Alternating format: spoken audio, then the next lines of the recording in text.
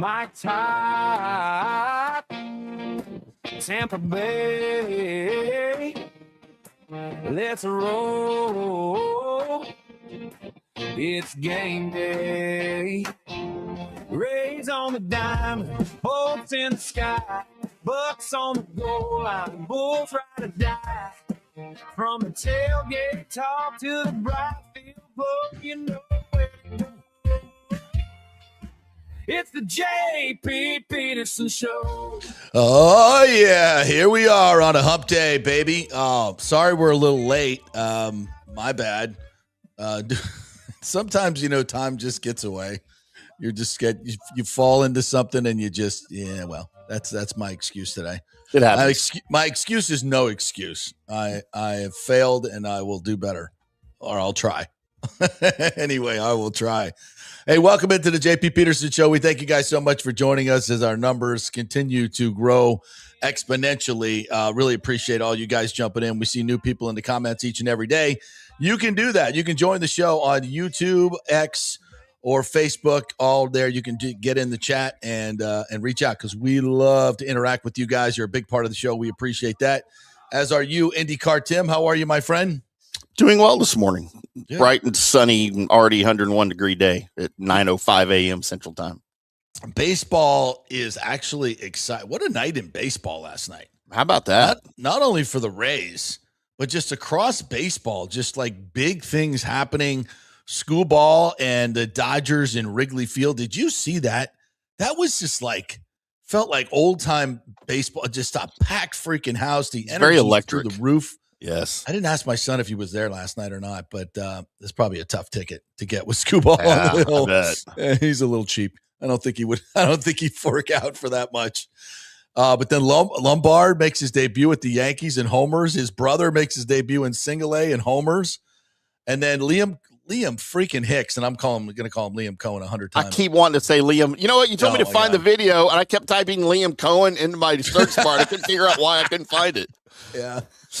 Yeah. Liam Hicks in his debut goes freaking yard. Not only goes yard, but a grand slam, the first Ray to ever do it in his debut. I mean, wow. Welcome to the squad, bro. How about a little, and you saw it even last night that late in the game, there was a situation, I can't recall it exactly, but, and BA mentioned it. It's like, look, normally first base open, you're pitching around Junior Caminero. Can't do it. The dude that's got to hit a double and a granny's hitting behind him. Yeah. And Junior got a couple of cookies in that at bat and missed them both. But the point is, he's going to get more pitches to hit. And maybe that's not good because he hits a lot of homers outside the zone, but it's going to help him tremendously. And that's what we've been talking about. And that was a freaking missile that Liam Hicks hit. And he just looks hitterish. He looks really, really hitterish at the plate. And I thought it was an absolute spectacular debut for him last night. We'll set up the show for you. Rich Hollenberg's going to join us. Richie Rich was at Bucs practice last night, taking in a little football. So we went over and had a beer and a couple wings at Riveters, as we're wont to do. And so I said, come on the show this morning. So Rays pregame and postgame guy, Rich Hollenberg, is going to join us at 11 o'clock. So we'll talk some more Rays baseball with him. We've got lots of Bucs news we're going to get to here momentarily. I was just on with Steak Shapiro and Sandra Golden in Atlanta, and they're very interested in what's happening here in Tampa Bay. So we caught them up on all that.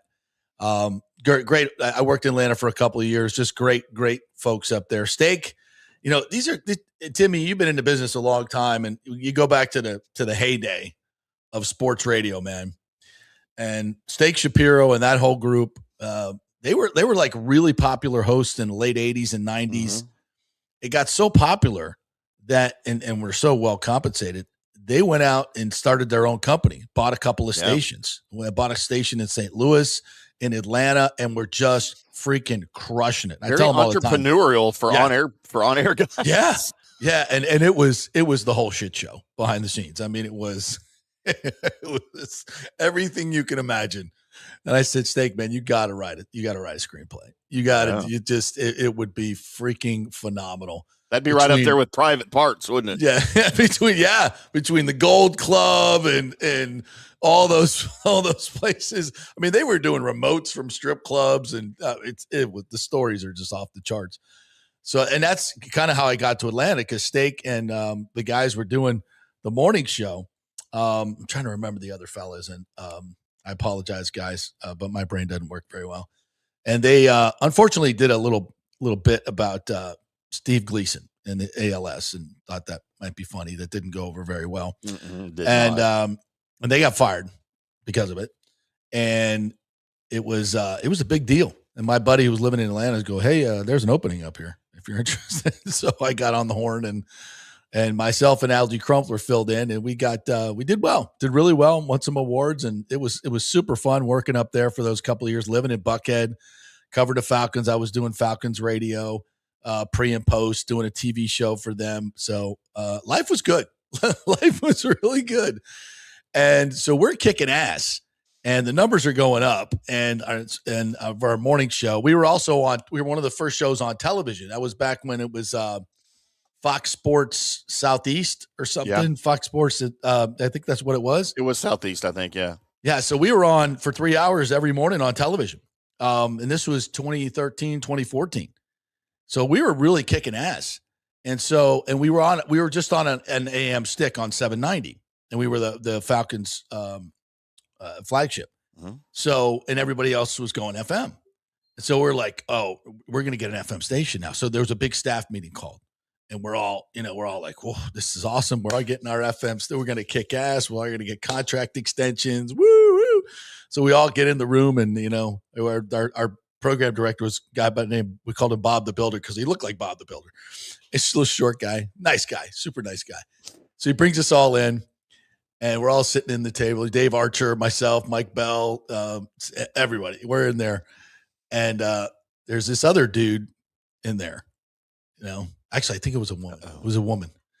And she's dressed very, very lawyerish. Very lawyerish, no. Timmy. Oh, no. And we're all like, who's this lady? And so Bob's like, well, get it, gentlemen. There's no easy way to say this, but you're all fired. See the lady for your severance package on the way out the door. Wow. Yeah. That's how they did it back then, though. Yeah. Yeah. And we're all like, passion. Is it April 1st? Like, what? What do you say? What do you say? Bob the Builder, come back here. Come on. What's up?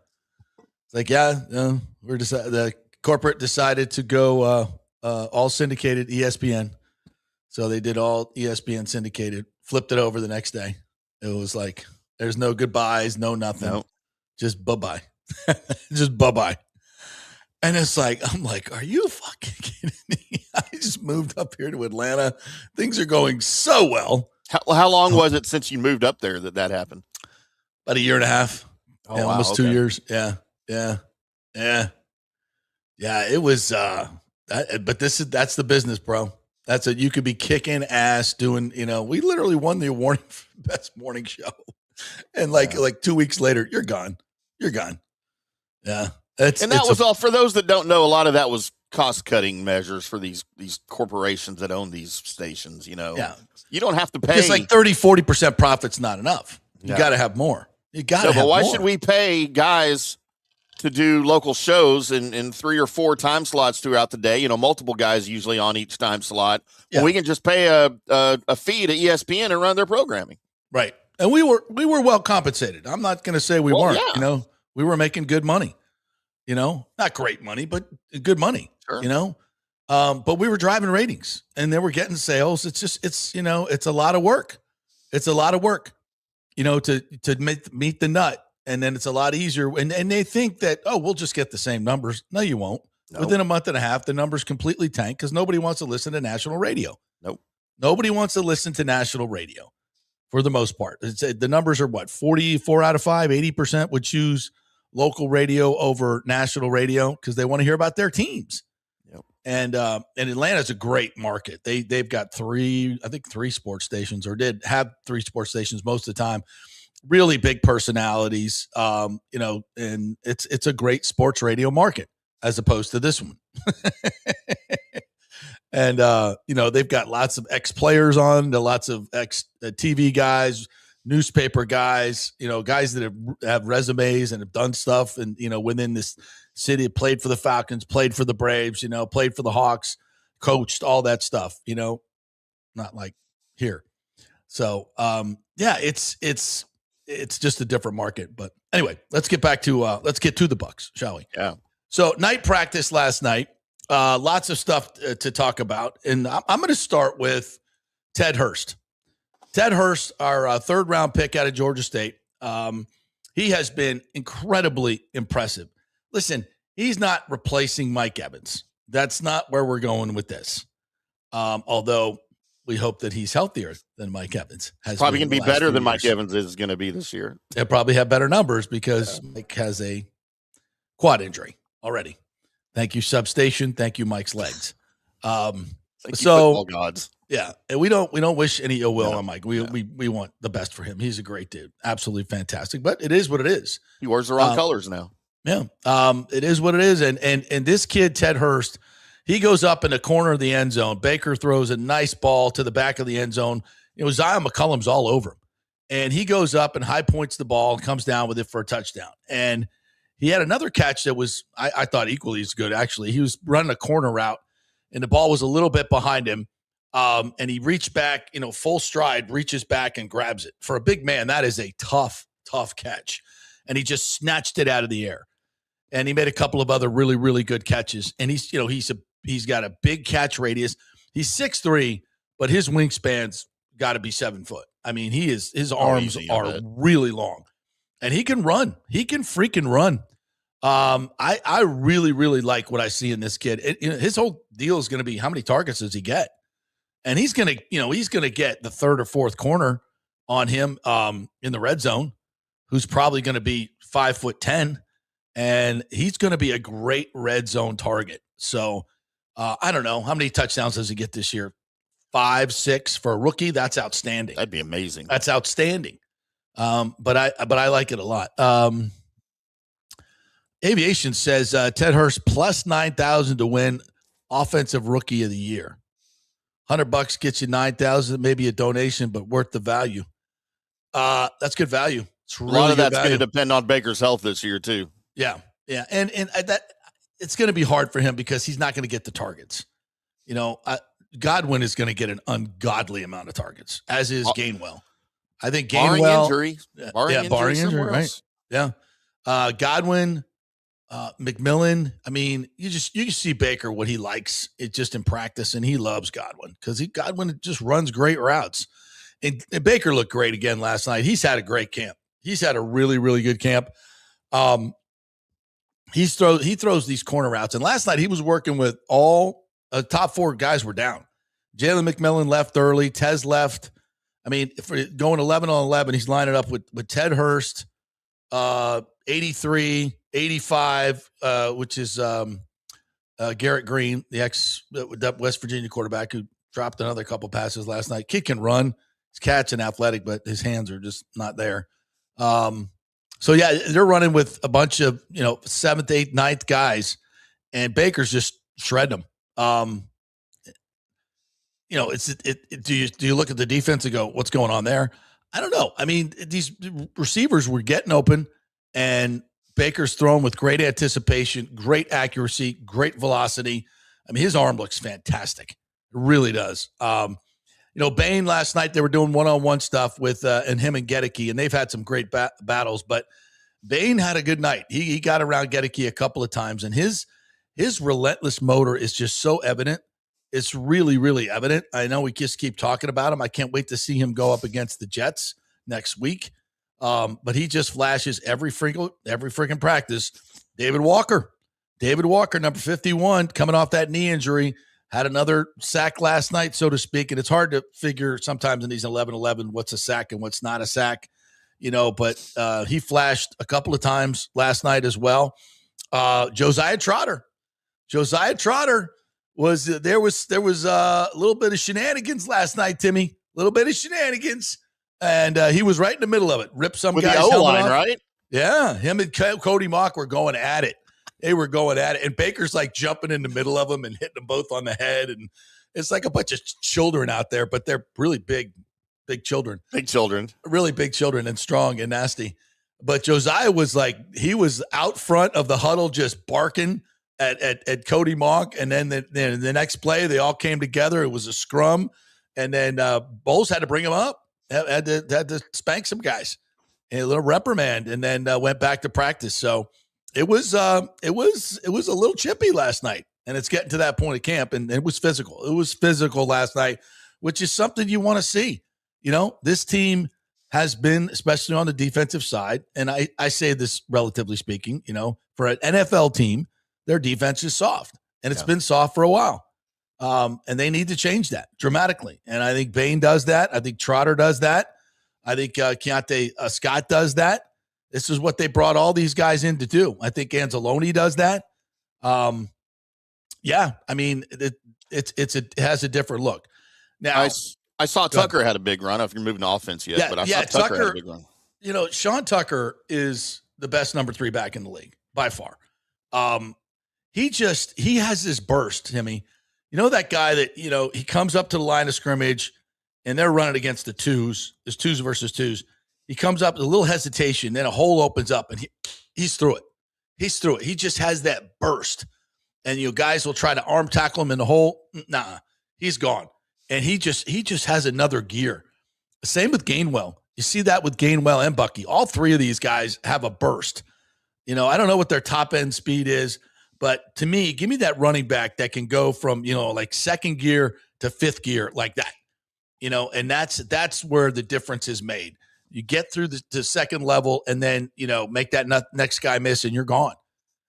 He does it every practice. I see Sean Tucker do it every single practice. So that's a good sign.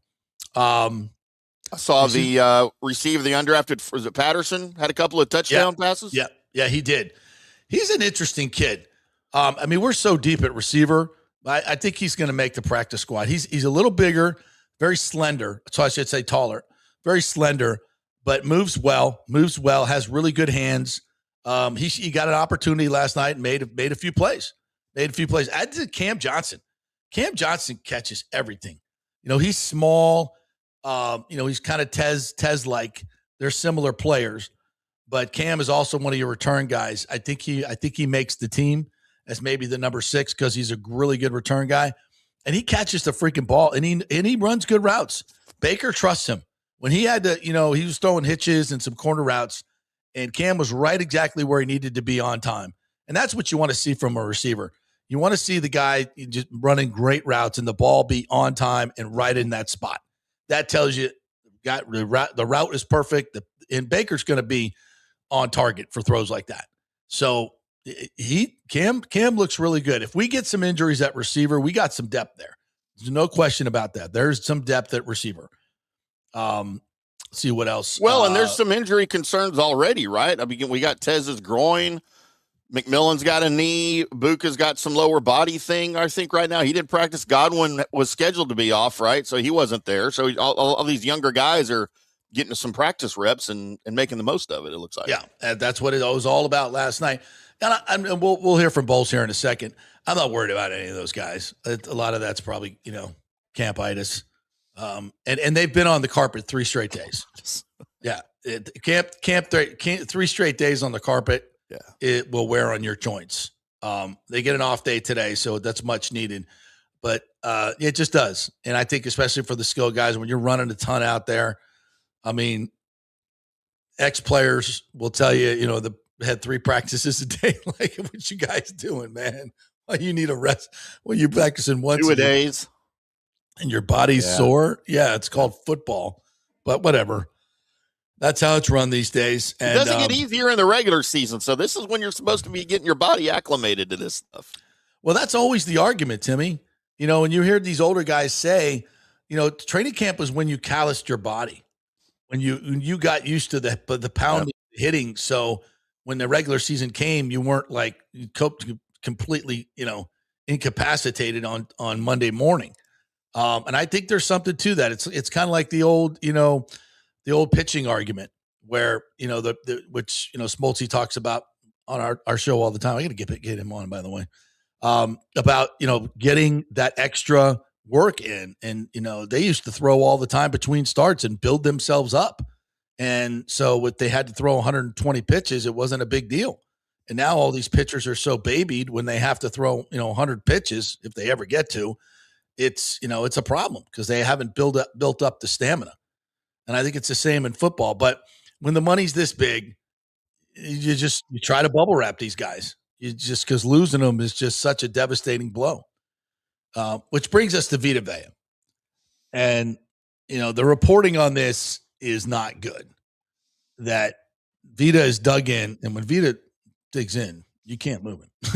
An immovable object. Immovable object. And we have no irresistible force. You wonder where this is coming from. The Bucs never had these issues. They really took care of their star players. And this has been a weird year. It's been a weird year. Mike leaves and it wasn't even over money. And now Vita it's like a switch was flipped. It's like, okay, this is business now.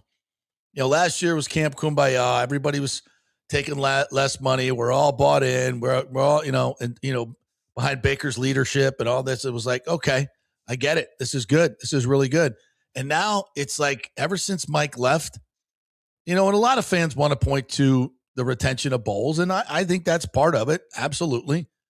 I know I keep referring to this, but I think it's so foundational of where this franchise is right now. We're not, listen, as much as information as we get, and we get a lot, we're not in the building. We're not in the building. And we don't know really what's going on and what the players are talking about all the time. So you look at what happens. And when Mike leaves like that, it just tells you that a lot of these guys just do not have faith in this organization. And you're kind of seeing the byproduct of that right now. And then it becomes just all for one. Instead of like, Baker took less money, Mike took less money, Levante took less money. Everybody's kind of buying in. I should too, right? Yeah, all right. Yeah, I'm good. Let's get this done. Not anymore. Now it's like, what's the going rate? What's my market value? Pay me. So we've gone from this great, Brady-esque culture of everybody buying in, all for one for all, to this kind of mercenary attitude, and listen, I see a lot of people busting on Baker, and listen, I get it. I totally get it. Has he proven himself as a top tier quarterback? No. And he's not going to get paid like it. Yeah. He's getting paid like the second tier guys, and the Bucs don't want to do it. They're afraid of the Tua, type thing, Bryce Young type thing, a smallerish quarterback getting hurt and having all that dead money. I get that. Now I would tell you, Baker's not Tua. I think he's way better than Tua. I think he's way better than I think I know he's a little smallish, but he gets the job done. We've seen it. If you do what you're supposed to do around him, he can be a very effective quarterback. You've got $300+ million in salary cap every year. I know $50 million is a lot of money. I get it. It's a lot of money. But that's the going rate for franchise quarterbacks. Now you say, well, what is it? 7 of the top 8 paid quarterbacks last year didn't even make the playoffs. There's some guys in there like Kyler Murray. Some of those contracts are the problem, not the quarterback. So you take that with a grain of salt. And I'm not saying it's easy to build. Is it easier to build a Super Bowl team around a rookie contract? Sure it is. But you ain't getting Caleb Williams in the draft. Sorry. Everybody wants to point to that. Look what Chicago's doing on the rookie. Yeah, great. Because why? Because they had the first overall pick because they sucked. He's going to be out of the league in 5 years anyway. Yeah, and this just in. He still hadn't won anything. And by the way, you want to use Chicago as an example. Look how many quarterbacks they failed with in the first round before they got to Caleb Williams. Thank you. I mean, it's not always a hit. It's like, we can't, you can't have a quarterback making $40, $50 million to win the Super Bowl. Okay. How are you going to get to that other quarterback? You're going to draft them? You're going to win too many games this year, I think, if Baker stays healthy and they sign Vita Vea.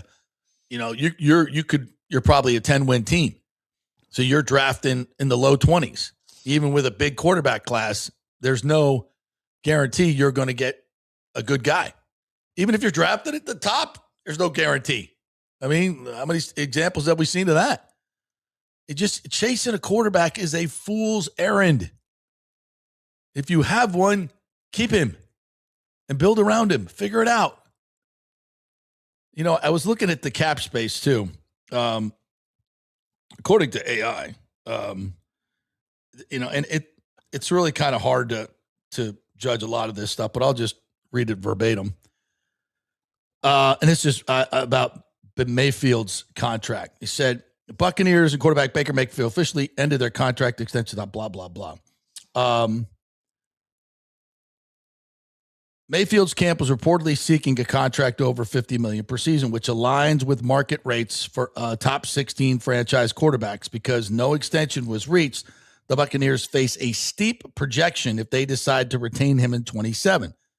The franchise tag reality. Projected quarterback franchise tag will be just over $50 million. Utilizing 2 consecutive tags would cost Tampa Bay north of $110 million. And when you do that, it really restricts your salary cap flexibility because you can't spread out the bonuses. So it's just foolhardy in terms of cap money to do this. So this is available cash versus cap space. While over the cap tracks the literal 2027 cap space for roughly $39.92 million. So $40 million they got in cap next year. They're about $9 million under right now. The organization actually projects to have closer to $142 million in raw cash flexibility. This is based on the projected league cap spike to $325 million with 46 players under contract. Let me read that again. They're projected to have $142 million in raw cash flexibility next year. And we're not signing Baker Mayfield and Vita Vea to long-term contracts? What the hell are we doing? What are we doing? Who are you spending the money on? Zion McCollum? We going to redo his deal? I know Yaya needs a deal. I get that. We got to pay Cody Mark, but $142 million. I mean, that's a lot of space. And when you're doing Baker's deal, the cap hit goes down. When you do the long-term deal, he's taking the $40 million of the cap this year. If you extend him, that goes down and you can get Vita Vea done. Nobody's better at this than Mike Greenberg, the Bucs salary cap guy. So what are we doing? What are we doing? I don't get it. You know, you've got, if you're worried about this season, why you should be, it's the season. You know, all this, it seems like all this future talk just bugs the shit out of me, Timmy. It just does. It's like, at what point is like, the future is now. I'm paying for the ticket now. I want production now. This is my team now. I don't care about next year. I don't give a shit about 2 years from now. I don't care any prospects you got. Go win. You play to win the game. Go win. Dude, put your best team on the field in the best situation. And these are self-inflicted wounds. You got guys falling out all over the NFC South along the defensive line. Jalen Walker went down yesterday with the Falcons. And we've, knock on wood, haven't had any of those injuries. These are all self-inflicted wounds and easily taken care of. Again, we don't know exactly what Vita Vea is asking for or Baker Mayfield, but neither one of these guys has been a money guy during their career where they demand to be the top paid player or make some outrageous demands. They're both asking for, I would guess, market value. So go pay them and stop fucking around. It's ridiculous. All right, let's take our first break. We'll come back on the other side, get to your comments. I see you guys have much to say, and we will get to this in just a moment. We are brought to you by the great folks at Pitch Roofing. PitchRoofing.com is where you go, and make sure you give them a call. have them come out to the house and take a look at your roof. It's free. They're nice people. You don't have to worry about anything. They're really nice people. They'll come on out, give you a estimate of what's it going to cost to replace your roof. And even if you don't need it replaced now, they'll tell you how much life you got left on your roof. And if there's any damage up there, they'll take a look at it and give you some estimates. And they'll also put you on the preferred client list. So if something does happen in the hurricane and everybody's looking for a roofer and most people have to go to these fly-by-night people who steal your money, you'll already have your roofer. You know who's going to do it. You'll be very safe and get it done. So it's pitchroofing.com. Just give them a call, go to the website, and please tell them that JP sent you because you get your JP discount that way. Great folks. Tell them I sent you. Back in 3. Pitch Roofing believes giving back is part of doing business the right way. That's why they proudly offer exclusive discounts to those who gave the most to our communities, including veterans, first responders, seniors, and teachers. And for listeners of the JP Peterson Show, there's even more good news. Pitch Roofing is now offering a special discount just for fans of the show. With so many roofing companies coming and going in Florida, it's important to choose a contractor you can count on long after the job is done, especially when it comes to honoring your warranty. Pitch Roofing is built for the long haul with a reputation for quality, transparency, and standing behind their work. Whether it's a repair or a full replacement, their team delivers honest guidance, quality workmanship, and no high-pressure sales. Call 727-67-PITCH, 727-677-4824, or visit pitchroofing.com to schedule a free estimate. Pitch Roofing, roofing done right. Big thanks to Italiano Insurance, the great folks over there. They will soon be part of Gallagher Insurance. A little name change, but same great folks, same great customer service you've known for over 65 years. They do all the work. You save all the money. ItalianoInsurance.com at 813-877-7799. Hey, guys, you already know that Riveters is the best sports bar in all of Tampa Bay, but now it gets even better for Rays baseball season. During all Rays games, check this out, $6 Tito's, $6 Jack, $6 margaritas, all during Rays games. Are you kidding me? And that's always a great pour from the great bartenders at Riveters. Great service, great food, everything is fresh, nothing is frozen. And let me tell you, if you want baseball and wings, you will not find any better than Riveters. Their sauces, like the blue cheese and the ranch and everything, is handmade, and the wings are big and they're perfect. Wings, baseball, Rays, Riveters. It all comes together during baseball season. Once again, in addition to all the great food and service you get, $6 Tito's, $6 Jacks, $6 margaritas. It's time to celebrate. Baseball season is back, and celebrate at Riveters. You know where it is, right there on Dale Mabry, just north of 275, just south of the stadium. See you there at Riveters.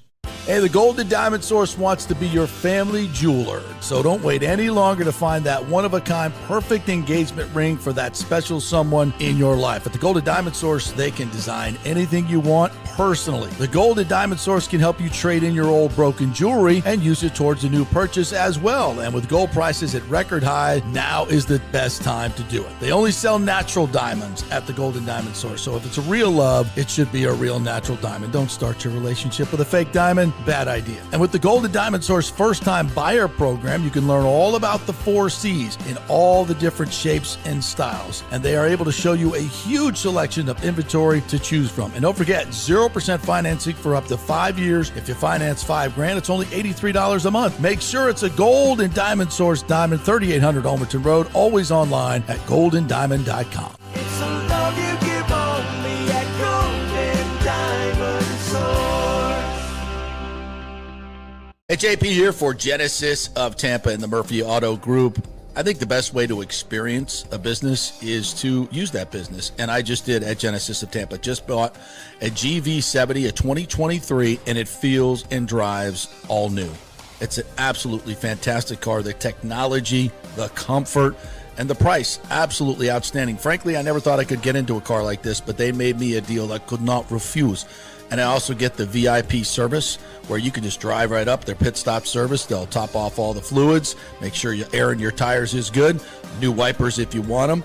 If you need extended service, they will come to you, bring you a courtesy car, and then bring your car back. What more do you want? The experience was just VIP all the way. And you can get that at Genesis of Tampa. And don't forget, you can get extended warranty, which I did. So I have worry-free miles up to 100,000. And all they do is just take it in. Actually, I don't have to take it in. They come to me. It's perfect. It's Genesis of Tampa right there, 801 East Bears Avenue, right off of 275. Go see them and tell them JP sent you. Let's go. Right now, back to the show on FanStream Sports. All right, welcome back to the JP Peterson Show, brought to you by Genesis of Tampa and the Murphy Auto Group. Always doing great things in the community. The best thing they've done for me is sell me a car at a great price that I absolutely love. The GV70, that's a car a lot of folks are talking about, very highly rated for its performance, its luxury, and value.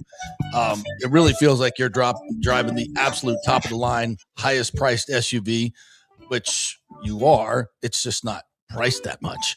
Check it out. GV70 and the GV80 too is even more awesome. All the cars at Genesis and SUVs are absolutely fantastic, and no payments for 3 months if you buy in August. So check it out, genesisoftampa.com, Murphy Auto Group. They also have Miracle Toyota up there in Haines City if you're listening up that way. Big O drives that big Tundra. Nice truck. Love that thing. So take your pick. Do business with Murphy Auto Group. They're fantastic folks in the community. Mike Murphy was on the show just the other day. Great dude. So go support the local companies here that are making a difference in our community. All right, before we get to your comments, I'm going to inflict some Todd Bowles on you. Yes, Todd chatted after. I kid. We love Todd. He's just not. Did he talk about dropping Ruben Bain in coverage all year? He did not. But I did find it interesting that the way he talked about Vita Vea. Try to read the nonverbal communication here from Todd Bowles from last night after the practice. Touchdowns, depending on whether it was blocked, a sack, or holding. The biggest thing is he did a good job catching. Talk about Ted Hurst. He got good job scoring, but we just got to cut down on the yellow flags. There doesn't seem to be much progress. Question, not much progress on the Vita Vea front. At what point do you become concerned that he's going to be ready for the regular season if he does get a deal? It's still early. We've only been in pass for 2 days. We're not concerned at this point, and I think those things take care of themselves. Once you get past 2 or 3 preseason games, you start to worry a little bit. Right now, there's a lot of contracts getting done. There's a lot of people in camp that's sitting in or whatever, holding in. There's a lot of people mixed up. So we go about business as usual. He's been very engaged, and he's been great. He's been engaged and great. All right, we'll go there. We'll just leave it there. So you didn't mention a back injury. Yeah, what back injury? He did not. Somebody should have asked that. Hey, how's his back? What's he doing for treatment? How's he trying to recoup from his back injury? Next time I should ask that. A lot of people are doing these military calisthenics. I think that could help his back. What do you think, Coach? I think his back will take care of itself. That's probably what he would say. Yeah, I think our trainers know what they're doing, but they ain't working on his back. Again, with the salary cap where it is, I don't get it. I do not get it. All right, let's go to the comments. First up are our great VIP Petermans, of which, of course, Kurt Thorson is one. Says, hello, Mr. Hicks. Rays almost blew it. Had their second post 8th inning comeback win. New York, Boston 1-2. So got to keep the W's coming. Good pitching matchup today. Bats went cold until the end. Rays up. It was a really great game last night. We'll talk a little bit more about it with Rich Hollenberg at 11 o'clock. But, Liam Hicks was fantastic. The bullpen really saved the night with Peralta giving up 7 runs. He'll get better, I hope, I think. He'll get better. It's, pitching up there in that air, and, they're going to get his changeup working, all that stuff. I'm confident Snyder will straighten him out, but it didn't look good last night. First 2 innings were good, but then he got into trouble. But the bullpen, 7 1/3, 0 runs, 2 hits, 1 walk in that ballpark. That's a hell of a job. Clevenger came in the 10th, did a great job. Kelly in the 9th. When the Rays didn't score in the 10th in their half, Clevenger came in and shut it down and got Goodman and Runfeld out. Those were the big pitches. And then they come in the first of a Ronda with the 2-run single in the ninth, top of the ninth to get it all tied. Key hits, man, and it just that lineup looks just so much thicker with Liam Hicks in there. So big win last night for the Rays. Rick says JP Peralta was a good pickup. Hicks is a terrible catcher. He's not great defensively. Please tell me Baker and Vea won't get a contract. Todd is the worst coach ever, and this show will now be 4 hours. There's a lot of stuff there, Rick. I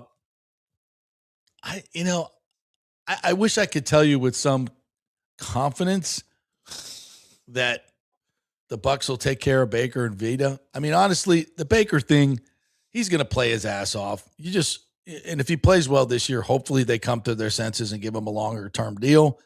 I do think Vita Vea, I think they got to reach something with Vita Vea because they can't go into the season without him. They just can't.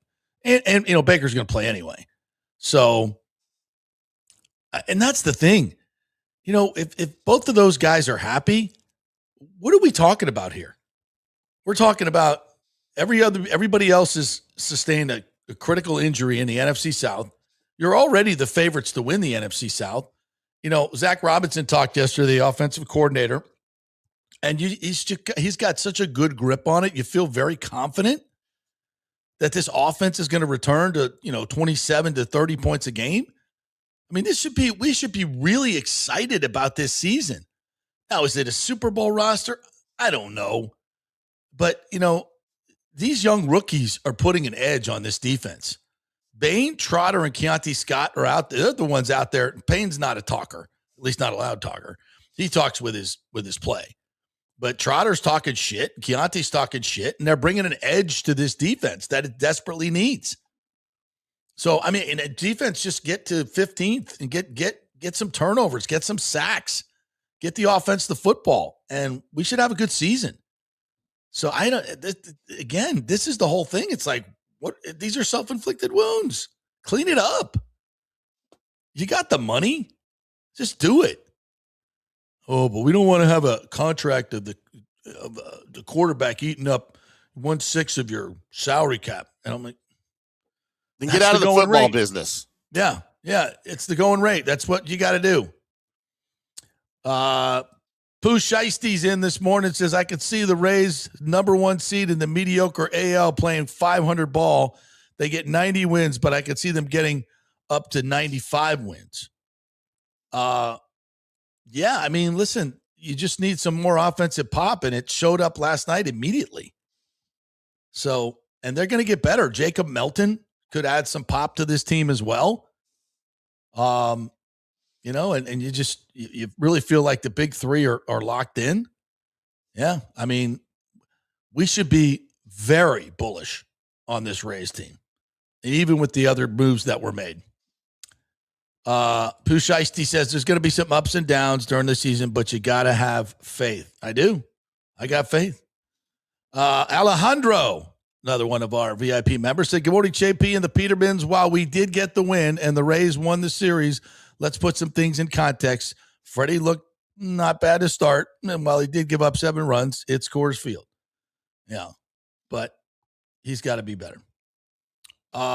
Douglas Batista, another one of our members, says, last night we saw 4-inning Freddie and a lot of hard contact. Great nickname, by the way. 4-inning Freddie, yeah. Hopefully Snyder can get him right. The bullpen was outstanding, even Matt's third straight quality outing. Big O said that from the very beginning. Matt's he's a bullpen guy. He's a bullpen guy. He's not a starter. So, and he's a good bullpen guy. Really good piece in your bullpen now. So the pitching is going to be really good. But you got to score some runs in the postseason. I think, and that's why the pitching, I think, gets them to 90, 95 wins. But it's the postseason where you need that offense. And we'll see. Just get there. Let's just get there. Win the division. That nickname's way better than the nickname I had from my second wife, 2-inning Timmy. Hello. Jimmy J. Voyager says, with the Rays not getting another batter, do you see them calling up like Jacob Melton or Carson Williams? Yeah, I don't know where Carson. Well, Carson can come up and play second, short, and third. It's just when he got here, his time in the major leagues has been not great in terms of hitting the baseball. So I don't know what kind of bump he's going to give you. Melton can give you a bump. No question. Alejandro says Freddie Peralta did not do his best in the Rays debut, but I take it with a grain of salt because Coors Field sucks for pitchers. Liam Hicks with his grand slam was a statement that sold me on him. Well, all of them, it's one game. It's one game, but you like what you see. Do we have the Liam Hicks? Yeah. Granny? All right, this was a moment to be had. Oh. There it goes. Deep to right field. Welcome to the Rays. Liam Hicks, a grand slam, and it's 5-1 Rays. Hold on. Let me go back to the beginning. There it is. Goes. Deep to right field. Welcome to the Rays. Liam Hicks, a grand slam, and it's 5-1 Rays. Man, that's got to feel good. Just gliding around those bases. Palacio scores. Junior's like, there's my protection. And Liam Hicks. There's my protection. Yeah. There's my protection. Oh, yeah. That's your condom right there. That's going to be, this is really, really going to be interesting to see what this team does now. Just imagine if they added one more bat, second base. All right. No, I'm sorry. We're good. We're good. Not complaining. Here we go. I'm not complaining. I'm not complaining. Maybe a little. No, I'm good. Douglas Batista says today Martinez on the mound. Overall, he's been good this year, but he gives up a lot of contact, so that may not bode well at Coors Field. Hope we see a rebound outing after his last rough start. All right. What else we got here? Here we go. A little stadium stuff. Bill Carlson, Tampa City Council, told the Tampa Bay Business Journal he wasn't sure if he was voting yes or no. That's progress from a couple months ago when he was a 99% no. He's negotiating. Yeah, I'll give you a little update on this. Looks like there's going to be a vote August 20th or around that time. It could be pushed back if they don't make progress on the couple of things. I think there's one or two big things left. It's actually the same issue for the county and the city. So and I think they can get through it. It's just a matter of negotiating it out. They're not going to let this deal fall apart because of that. I don't think that's going to happen. And I think, and speaking to Carlson multiple times, I think he's definitely invested in making this happen. And at this point, if it's pretty apparent that he's the swing vote, and if you're running for mayor or want to be, and not that this vote should be political, because it shouldn't, but I'm just reading the tea leaves here. You should vote on this deal based on its merits, whether you like it or not, and have good reason to or not. Hertak is definitely playing politics with this. She's going to be the anti-stadium person. She doesn't care about how many jobs it produces or any of those things. She just cares about her political process, in my opinion. Charlie's, completely checked out and an embarrassment as a council person. So those are just two no votes. But Guido and Carlson are involved now. They're involved in the negotiations where they weren't before. And there's difference between being in the negotiations and knowing what's going on. And I kind of failed on that early on. I thought that these council persons should be informed and be better informed, and they were informed. They just weren't. They just didn't have a seat at the table to be able to communicate to Babby exactly what issues that they had with the deal. And once they've talked through it, I think Carlson especially his concerns are being met. So I think I'm very positive that this vote will go well. I really am. Batista also says, in addition, Carlson on X last night, if what we have discussed makes it into the documents when they are made public, that will be a good sign.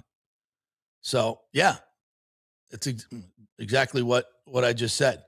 He's definitely moving towards yes. I'm very, very confident this gets done. Alejandro. So I have a question for you, Petermans, about possibly picking up another bat that just came on the market. Jorge Soler got DFA'd by the Angels yesterday, and I think he would be a perfect pickup for us. Big O, we talked about that on his show, and he was intrigued. He was intrigued by Soler. That's an interesting development out there. And if I'm not mistaken, Timmy, if somebody gets DFA'd, it's not a trade. You acquire them, they can play in the postseason, right? I believe that's accurate. Yeah. Yeah. I'm pretty sure. So, yeah. Airweed, one of our great Peterman, says, calm the F down, fans that want to get rid of Freddie already. He will be fine. Kyle hasn't even had any time with Freddie to work on things. You guys will eat your words here soon. Yeah, I was kind of... Oh, JP, to update that, no, a player cannot play in the postseason if the trade occurs after the deadline. It's not a trade, though. You're acquiring somebody who's DFA'd. But I don't think how does that Yeah, work? I guess you still do have to trade for him, don't you? Yeah, they still own the rights. Or you can pick them up off waivers? They have to clear waivers to be DFA'd? I don't think they go through waivers if you're DFA'd. No. I need to get so you can't acquire them at all. Anybody after the deadline. When a player's DFA'd, they are immediately removed from the 40-man roster, and the team has 7 days to trade, release, or outright them to the minors. Right. So they have to be traded or released. Or released. Yeah. Right. Okay. All right. Now, can a released player? I would think, yeah. Yeah, you just sign him to your roster, yeah. And that would, you would own him, yeah. Yeah. Yeah, I think the Freddie Peralta thing, a lot of you guys are going nuts over him that we lost the trade already. I mean, let's calm down a little. That's quick. Kurt Thorson says McCollum already getting beat before the first preseason game is played. Oi, listen, Ted Hurst beat him, and it was a great catch. Great, perfect placement of the football. McCollum was all over him. Sometimes, there's no defense for a perfectly thrown football. I'm not saying Zion McCollum is the best corner in the world. I think he can be a damn good one if he just kind of gets his head out of his ass and starts playing more aggressively and stop being so safe. That's always been his drawback. Bucs Skull Game saying Dreamers are coming. Dude, this Orlando thing, that's annoying at this point. It's annoying. And it really doesn't even be until Tampa votes no. I don't want to hear about the Dreamers. It's such a non-thing. Just because our beat writer retweets their renderings doesn't mean they're getting a team or a stadium. Nathan Elliott says, good morning, JP. Who's your daddy? Peterson. Thank you. Nathan brought me a water last night. I was hemmed in by the crowd, Timmy.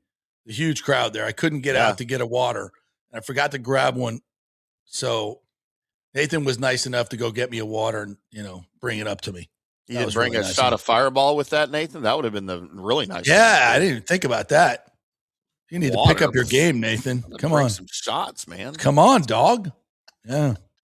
It's my fault, though. I didn't show up at his tailgate party this year, and that's my bad. Uh-oh. Yeah. That's my bad. I gotta be better. I get so busy on game day. It's just very busy. I just don't, if I go over to your party, Nathan, then I'm doing fireball shots, and then you're in fan mode instead of work mode. And it's hard to flip the switch. It's just hard. It's really hard because once I get going, it's like that song, man. I just can't stop. It's hard. Pooh Shiesty says Orlando is not getting a baseball team. If Tampa City Council drops the ball, they're going to Raleigh-Durham. That's true. 100%. Orlando is not the market that MLB is coveting, and they're way too loud. MLB hates that. I wanted to get to some of the Bucs stuff and comments. I don't have my glasses on today, so it's a little tough. If you see some, Timmy, pop them up. Yep. The real Berg says, good thing the new stadium will pay for better pitching, hopefully better than Peralta. You know what's great about the St. Pete guys, I notice? they're all so negative. Like you give a comeback win 9-7. Your new catcher blasts a grand slam in his debut. And all you want to talk about is how bad Peralta was. It's like they want the Rays to fail. Yeah. Oh, it's 100%. It's and always nasty about the new ownership. Like they're making a $1.3 billion investment in the stadium alone, more than any team in the history of sports in I think anywhere, and in Florida, and an $8 billion investment. Not to mention all the money they put in to redo the Trop. Yes, the city of St. Pete put in more and a lot, but they put in a lot too. And the Trop looks fantastic. They're marketing the team. They're working their ass off to get this stadium deal done. And I think that's an extremely fair deal. And anybody that's been in this business, any administrators that I talked to that looked at these stadium deals are like, this is, they're offering a hell of a lot more than the Bucs did and anybody else.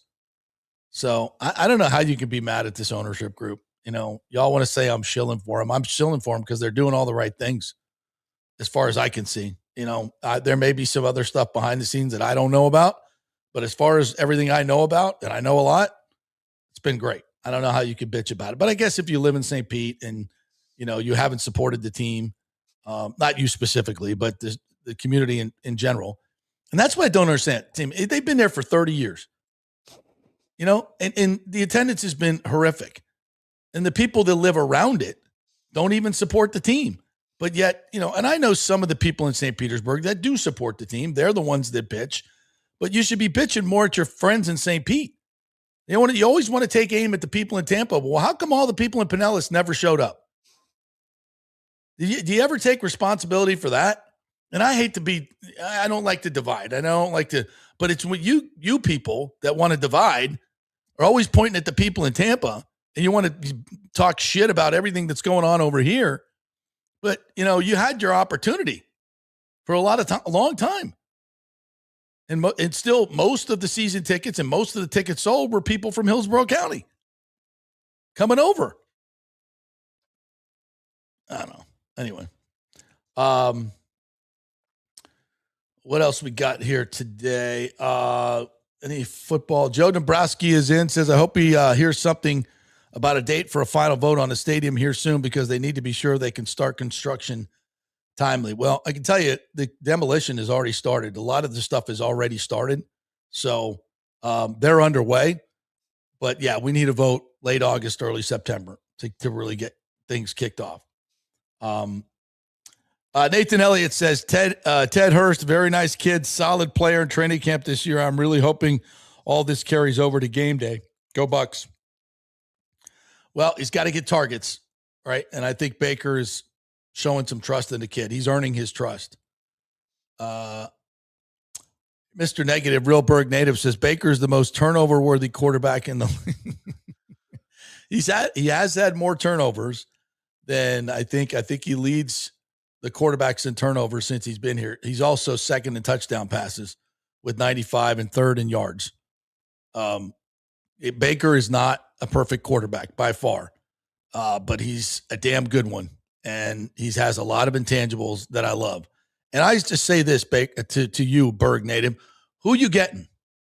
Who you bringing in? You want to bash Baker? Who you getting? What's this costing you? And how you getting him? Oh, wait. Let me know. Because you got to have somebody to play quarterback. Who you getting? How you doing it? What's it costing? I'm here all day. Jew Jetson says, hey, JB, not sure if you've addressed this. Any chance you replace TJ Reeves as Bucs sideline reporter? Thank you for that. I thought about it, to be honest with you. I don't think they would hire me. I don't think they like opinionated people like me working for them. If you work for the Buccaneers, you cannot have an opinion. That is not sanctioned by the corporation. I love them. And listen, if I was doing business, that's the way I would want it for my employees. I don't need that headache. So I don't know if they would go for that. And with my lightning duties, I don't think it would work well anyway. So I'm good. And they've got a lot of good candidates, I'm sure, over there. I know a lot of people that are angling for it. And it's a great gig. It's an NFL gig, you know. I could throw my hat in a ring and see where it goes, but I don't think it would. Don't think they're trying to get younger at that position? Yeah, probably. I would think. Getting younger at that position. You know, and I don't know if we've addressed this. And I met the new guy, by the way, last night. Really nice fella. Really nice fella. You know, TJ was offered the sideline gig and he said, no, thanks. Which, much respect, TJ. I don't know if I could do that. I probably would have just, you know, it's an NFL gig and he's working on other stuff and he's got opportunities to get other stuff. So, and I wish him the best and I think he's great and I think he would do a fantastic job anywhere he goes. But I think that, again, you know, we love the Bucs, but I think that was another whiff of a decision. I really do. And the new guy will be great. He'll be fine, but he does not have the knowledge that TJ has and the 30 years of base knowledge and the stories from the road of covering this team and perspective. It's just that stuff is invaluable and it's important to have that. And you just kind of threw it away. All right, we'll take our next break. When we come back, Rich Hollenberg is going to join us, and we'll talk some more Rays baseball. We'll get back into the Bucs after that as well. We are brought to you by the great folks at Italiano Insurance, soon to be AJ Gallagher Insurance. What does that mean for you? You get the same great customer service, but a lot more options that can help save you money. They do all the work. You save all the money, whether it's your business insurance, your homeowner's insurance. Give them a call. Let them shop it around. Doesn't cost you a dime. And usually they can find ways to save you money. And that's important in this time. It's not just what you make, it's what you keep. You got to pay for insurance. So why pay more than you have to?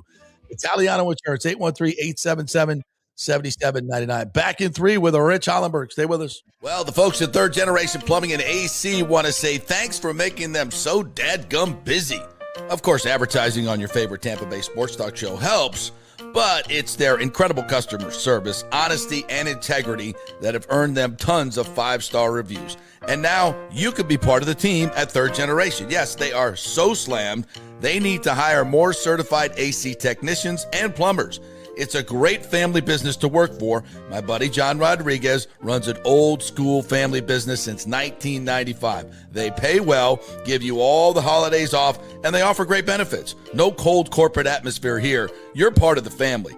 If this sounds cool to you, call them and apply at 813-961-8024, or you can email your resume in at thirdgenerationplumbing.com. Just go to the website, you'll see the button, email them, or call them at 813-961-8024. And don't forget about the $169 yearly maintenance special. It's a no-brainer, guys.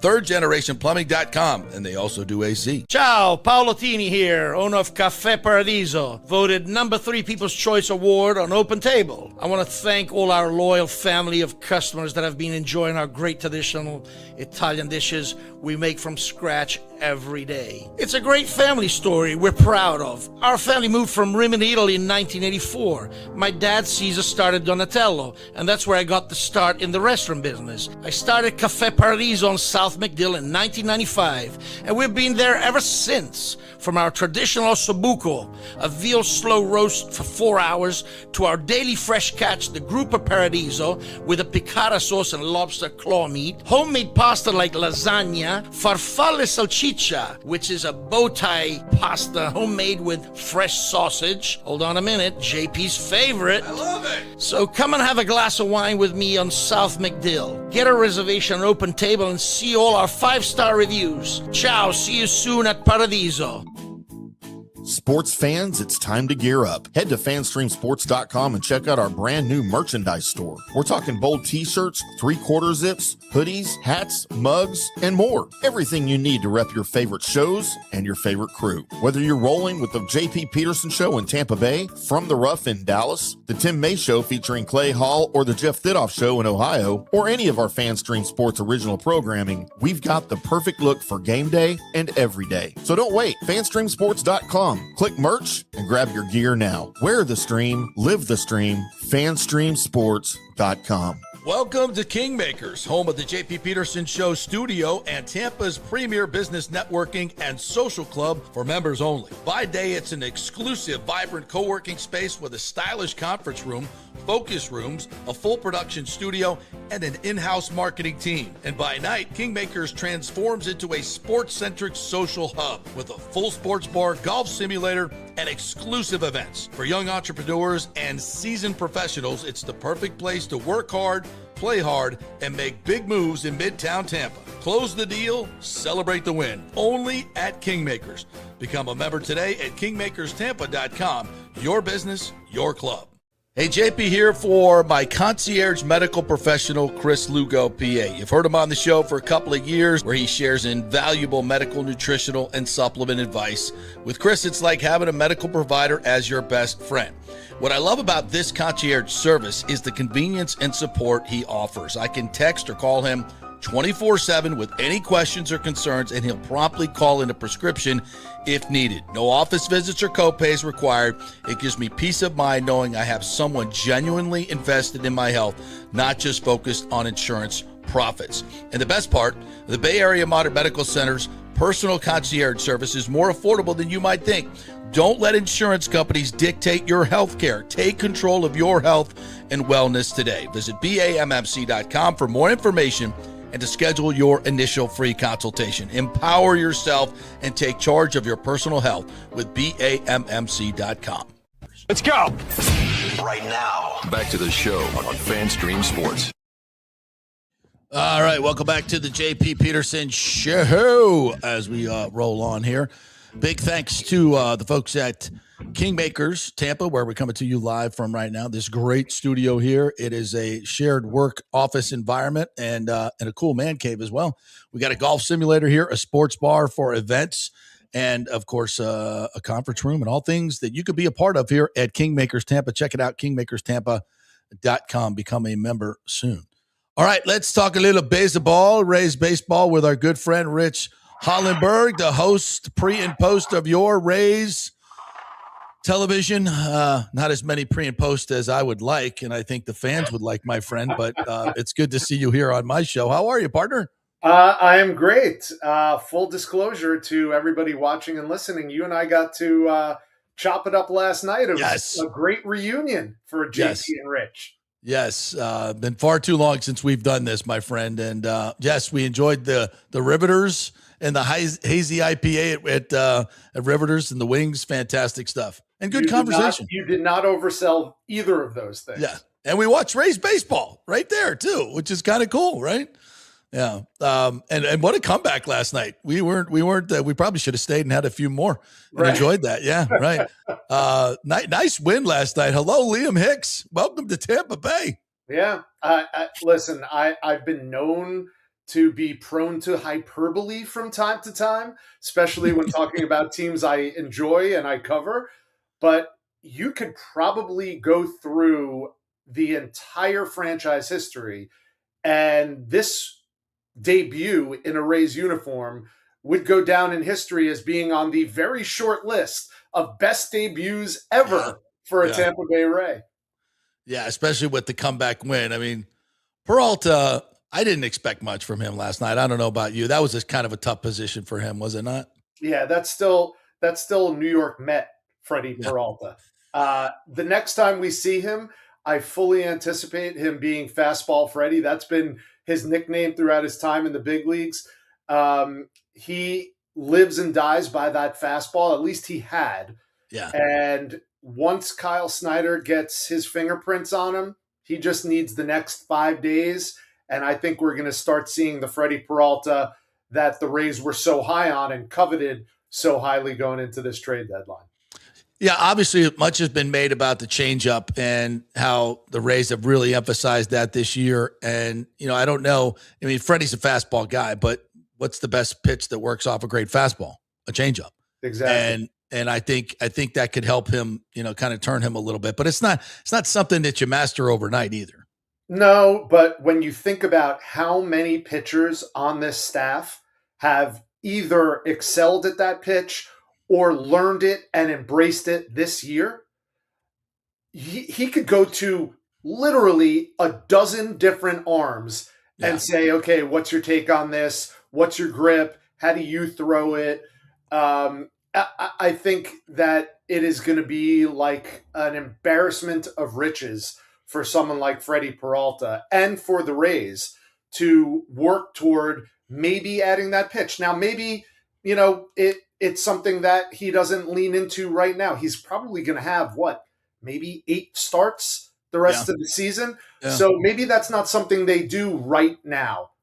Maybe he starts tinkering with it and toying with it and seeing. I think that the way Kyle Snyder likes to explain it, as simple as this sounds and as logic defying as it might be for everybody who has to face these Rays, I think Kyle Snyder's going to look at him and go, Freddie, your fastball works. Mm-hmm. Let's go with that.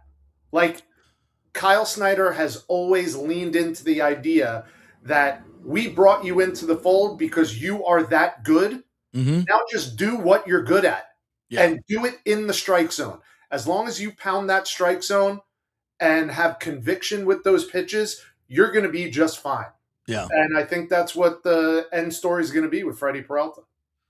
Rich, I think for myself and some Rays fans, we debate whether the Rays did enough at the deadline. Obviously it was the biggest haul they've had, at least since I've been covering the team, which has been since their birth. They brought in 3 key players. There was room for more, no question about it, but that costs as well. Not only in prospects, but in money. So give me your take on did they do enough at the deadline? Do you think this offense is good enough to go deep into the postseason? I do, because we've all seen an extended window of time when this was arguably the best offense in the American League. As much as we've raved about the pitching staff for most of the year, there was a stretch of time, May, June, when they had the best offense in baseball. Right. And if you look numbers-wise, and baseball's a numbers game, if you look numbers-wise across the American League, the Rays are still up there in batting average and on base and slug and OPS. Do they hit a lot of home runs? No. But have they proven that you can still win at a playoff-like clip without hitting an obsessive amount of home runs? Yeah. 100% absolutely they can. They needed more than a power bat. They just needed some protection for Junior Caminero lineup. And that's exactly what they got. Yeah. Hicks, let alone from the left side, which is fantastic. So now you go Yandy from the right side, Johnny Aranda from the left side, Junior from the right side, and Liam Hicks from the left side.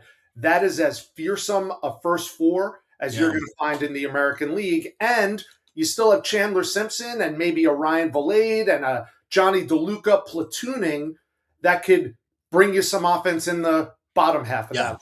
Mullen just hit a few bombs. Yeah, I think they have more than enough to succeed, because let's not kid ourselves. The Rays are still the Rays. They will win by run prevention.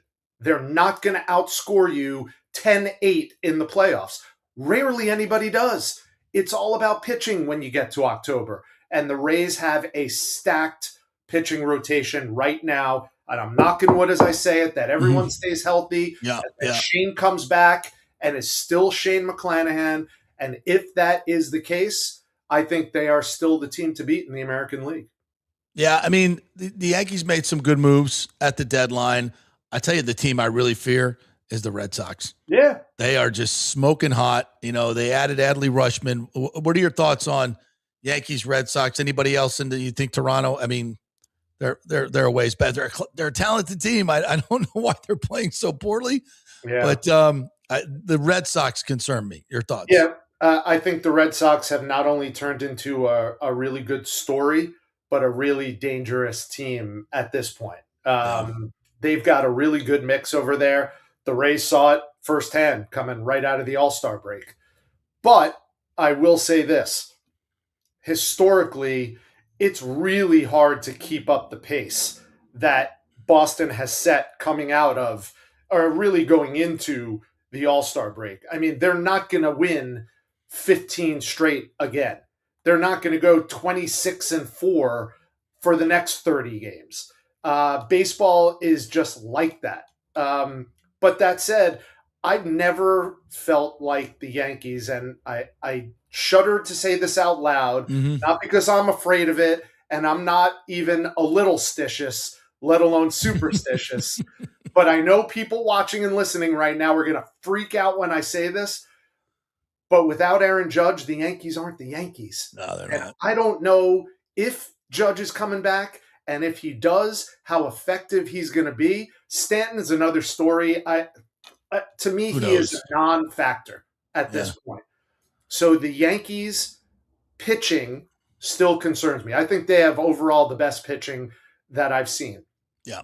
But when you put together a run that the Red Sox have been on, and you look at their arms and you look at their bats, I think they could be a bigger threat right now during this stretch run than the Yankees could be. Yeah. Yeah. It's going to be a hell of a stretch run. And I can't wait for it. And, you know, there's so much good stuff going on with the Rays right now, Rich. You know, I said this a couple months ago. This could be the greatest season in Rays history. And I still think it can be, you know, because I think obviously getting the stadium deal done, and I do believe it's going to get done, is, I mean, monumentous. I mean, that alone in a year could be your best year ever, right? But add to the fact that, you know, Junior, you know, he's just such a rising star. You know, if he gets super hot in the next few months, hell, he could be the MVP, could be our first MVP. You know, this team, 20 games above 500, rolling. It's a mediocre AL. A chance to get to the World Series would be amazing. So you add all those things up, this could be such a special season. It already has been. Can we finish this out in grand style and get to the World Series? I mean, just get there. Yeah. And what's waiting for you on the other side, we all know. I know. But just get there, man, right? I agree, JP. And, you know, like we said earlier, I'm prone to hyperbole, but that's part of my job, is to look ahead and see what the what ifs are and give some instant perspective. That's part of my job as the host of these shows. One thing I will tell you is when they got off to the good start that they did at home, remember, it was a little bit of a rocky start overall. But when they settled in and went on that run starting in mid-April at home, and now they have held that throughout the season, by far the best home team in baseball, I was telling people, like, they write books about seasons like this. They do. Returning to Tropicana Field after the devastation of not one but two hurricanes. A new ownership group comes in this first season. All of these things add up to like documentary style baseball seasons. Absolutely. That lesser teams have been produced on. Yeah. And you mentioned Junior Caminero, and I promised you, JP, that I was going to give you a statistic that I haven't released yet, but I did some digging. It's a nugget. And I came up with this. It's actually, it's Nuggets 1A and B about Junior Caminero. All right. So he's got 32 homers now. Right. He had 45 last year. So it got me wondering, how many people in recent history have gone back-to-back 40 home run seasons? Okay. And just in the last 10 years, and I'm counting 2016 because 2020 can't count. No one hit 40 home runs in that shortened 60-game season. So going back to the 2016 season, there are only 8 players who have hit back-to-back 40 home run seasons. Only 8 in the last 10 years. Wow. And then I said, well, that's a fair amount of people in 10 years. So what about in this century? How many players have hit back-to-back 45 home run seasons? So now we're going back 26 years. Yeah. And only 8 players have ever done it. Only 8 players. Back 45 home run seasons.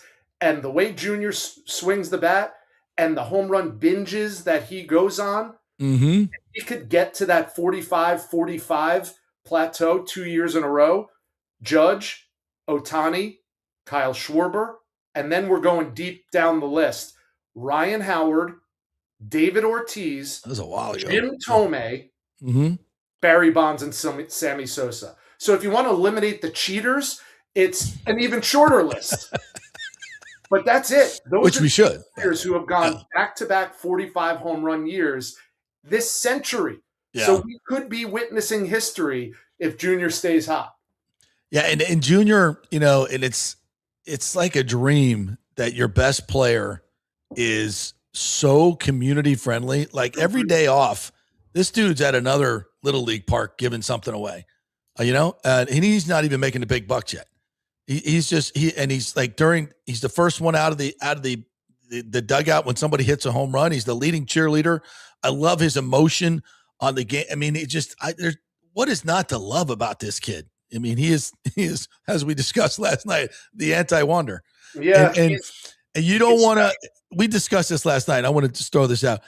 Maybe the Rays would be a little gun shy having that deal have gone so bad with Wander, but you can't be, because this guy is literally 180 difference from that kid. Like you could not be more different, and they have to judge it on those merits about who this guy is. And I don't think you can't come up with a better mold for a dude to invest in long-term and make your cornerstone franchise player. I agree. I don't know how long he's going to play third base for. Hopefully it's with the Rays for his entire career, but wherever he plays, usually they'll transition him somewhere else. Mm-hmm. But I will tell you this, JP, I'm at that ballpark every single day, 3 hours before our show. Mm-hmm. And every single day, Junior Caminero is out there taking as much fielding work as he is swing work in the cages. He cares as much about playing third base than he does at hitting home runs. Yeah. It is just a joy to watch.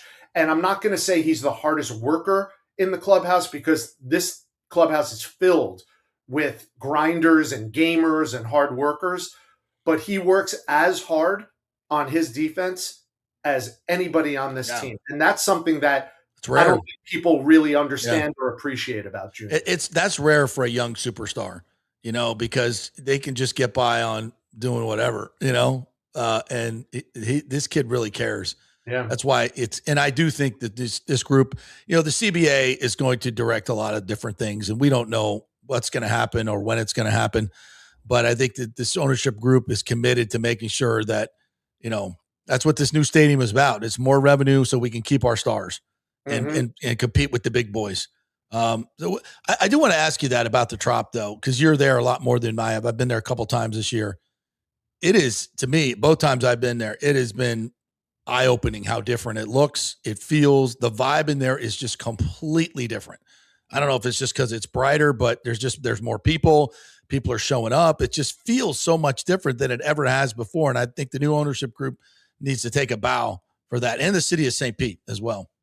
I'm happy to hear you say that, because otherwise, the people from this area, and I count myself as one of them, I live 10 minutes from Tropicana Field. I've always said the Trop gets a bad rap. I think going back to the 1999 Final Four, believe it or not, that was what started it. I was there. They got a bad rap because all the national media who descended upon the Tampa Bay area for the Final Four, and UConn won that year, and Duke was in it, everyone was like, this place is terrible. It took so long to get there, and blah, blah, blah, blah, blah. That's because everybody thought that the stadium was in Tampa. So they were staying in hotels in Tampa and having to drive over the bridge. Anyway, don't get me on my soapbox about that. But I do think the Trop has gotten a bad rap, and now everyone looks at it with fresh eyes, right? You don't know what you got till it's gone. And the fact that not just the ownership group, but the first responders and the community writ large bonded together in such a way to get an impossible task done on time, if not a little bit ahead of schedule, is, again, part of that story. It is, if not chapter 1, then it's chapter 2 of this book that you and I are talking about, this documentary that you and I are going to I'm doing that documentary on the stadium. Trust me. And that's going to be part of it. Absolutely. Yeah. Yeah. And if you haven't been out there this year, and a lot of people have, and I think, this new ownership group is doing a fantastic job marketing the team, unlike it's ever been done before. So many good things coming together, and you guys get to chronicle it all every night, and you and Doug and the group are just doing such a great job. And I hope you guys are around forever because you're such a big part of Rays baseball. You know, the personalities that tell the stories, your broadcasts are absolutely outstanding, the entire team. And I hope we see more of it, not less of it. Well, I'm humbled to hear you say that. You know how I feel about you in this market and as a broadcaster. And it gives me goosebumps to think about how lucky I am to work, not for this team, the Tampa Bay Rays, because I do feel so fortunate in that, but our team, our broadcast team, Dwayne and BA and Doug and our producers and Andy Freed when he steps in. And now with the way that baseball has changed, we are part of the broadcast team for the Tampa Bay Rays, and we are under that umbrella. So just like the radio guys are team employees, we're not team employees per se, but we're under the Rays umbrella, and it's just such a rewarding feeling to just be a small part of the overall success. Yeah, so we're blessed to call this place home, Tampa Bay, and to be covering these teams and working for them is just an absolute joy. I'll start my 12th season with the Lightning this year, and my 30th covering Tampa Bay sports. I got here in 97 at Channel 44. So it's been a long ride, a lot of different iterations, but we're still cooking. We're still cooking. Thanks to all these great fans. So, all right, great stuff, Rich. As always, my friend, how can people get your content across all social media? You can check me out on my Twitter handle, which I still call it Twitter because I'm an old head. Me too. It's at Rich Hollenberg, and Instagram is at Rich Holl. Those are the two big ones. All right, partner. And we'll see you soon on Rays Baseball. Appreciate you, buddy. Come on out to the Trop, JP. We're going to roll out the red carpet for you. Yeah, I gotta get back out there. Hopefully, when are they back? Tuesday? After this week, starting next week, Baltimore's in town. All right, I'll be there. Come say hello. Thanks, buddy. Right. Appreciate you. Great, Rich Hollenberg right there. Good nuggets on Caminero. I didn't realize it was that few. It's hard to hit home runs. Some guys make it really hard, but it's hard to hit home runs. And Junior's doing it at an absolutely insane pace. And I wonder what the new ballpark's going to be like for him. We don't really have to contrive anything to get him home runs, like they do in Yankee Stadium. Right. We don't need to do that because he hits them out everywhere. Doesn't matter what field or what fence. You can't hold him. But, they used to. What's funny is when they were designing ballparks, I know in the 90s, right? Like when they were designing what was then the ballpark in Arlington, they would take Juan Gonzalez out, and they would cater the outfield for Juan Gonzalez, for at the time Rafael Palmeiro, who didn't play in it until much later because he was traded to the Orioles. Will Clark took his place at first base, and Pudge. They would try to line up the outfield walls to be successful for your hitters, right? I know they did the same thing in Cleveland for Jim Thome, and their big hitters out there, Albert Bell. I don't think they do that anymore, right? I think they just design the park, and if your guys can hit it, they can hit it. I think it's more about the accoutrement and the amenities. Big part of what went into the Rays designs are the other events, not just baseball, which I think is cool. To have a premier concert venue now as well. They didn't care about that back then. Yeah, that's unique, to any place in the world. I think that was important to them, and I think it was a good move.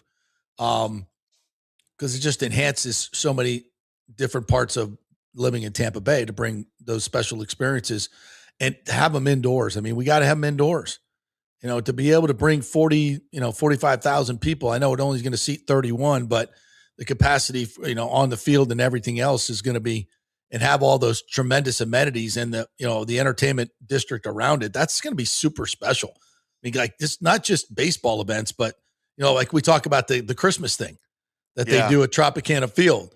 Now imagine that with a translucent roof and the stuff you can do in there with that. all kinds of, incredible things that are going to happen there, and just bringing everybody together in a central place. And it's just, it's a lot of money, but people are doing these deals everywhere, and we're right on the forefront. And it's the thing, like they're doing them in all these other cities, but those cities don't have what we have. They don't have the winter weather that we have to host big events in the winter, like Super Bowls, national championship games. They don't have the beaches, in Dallas when you do a Super Bowl, in Atlanta when you do a Super Bowl, in New Orleans when you do the Super Bowl. People like going to the beach. People love the water. They love being on the water. Golf, the great golf courses we have here, all these things that we can offer that so many other places cannot. And that's a big deal, especially when you're a tourist community. So can't wait to get that part of it done. He just asked me, how does Globe Life compare to the old ballpark? Look, I'm on record. There's no comparison. The new ballpark is a toilet. It's trash. It looks terrible from the inside. It looks terrible from the outside. The only redeeming quality is 72 degrees for every single game. That ballpark at Arlington was sweet, man. It's one of my favorites, man. Yeah. I've been to all of the classic parks. I've been to, obviously, Fenway and Wrigley stand out. I've been to Old Yankee Stadium. I've been to Old Comiskey. I've been to Dodger Stadium. Dodger Stadium's probably a top 3 for me. Dude, our ballpark in Arlington was freaking amazing. It was gorgeous. It was well laid out. It was perfect in every single way, except it's under the Texas sun. Yeah. Yeah, that's a beautiful brick ball yard. I remember the first time I went there, I was like, this is what it was like. Camden Yards, only way better. You know?